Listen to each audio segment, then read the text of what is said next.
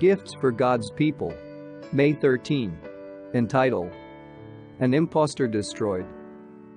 Then said the prophet Jeremiah unto Hananiah the prophet, Hear now, Hananiah, the Lord hath not sent thee, but thou makest this people to trust in a lie. Therefore thus saith the Lord, Behold, I will cast thee from off the face of the earth. This year thou shalt die, because thou hast taught rebellion against the Lord. So Hananiah the prophet died the same year in the 7th month, Jeremiah 28:15-17.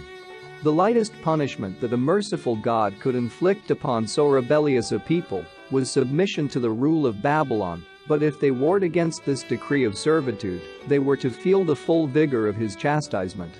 The amazement of the assembled council of nations knew no bounds when Jeremiah, carrying the yoke of subjection about his neck, made known to them the will of God.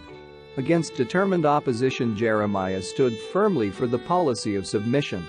Prominent among those who presumed to gainsay the counsel of the Lord was Hananiah, one of the false prophets against whom the people had been warned.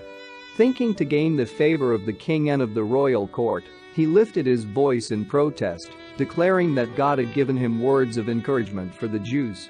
Jeremiah, in the presence of the priests and people, earnestly entreated them to submit to the king of Babylon for the time the Lord had specified. He cited the men of Judah to the prophecies of Hosea, Habakkuk, Zephaniah, and others whose messages of reproof and warning had been similar to his own. He referred them to events which had taken place in fulfillment of prophecies of retribution for unrepented sin. In the past, the judgments of God had been visited upon the impenitent in exact fulfillment of his purpose as revealed through his messengers. The false prophet had strengthened the unbelief of the people in Jeremiah and his message. He had wickedly declared himself the Lord's messenger, and he suffered death in consequence.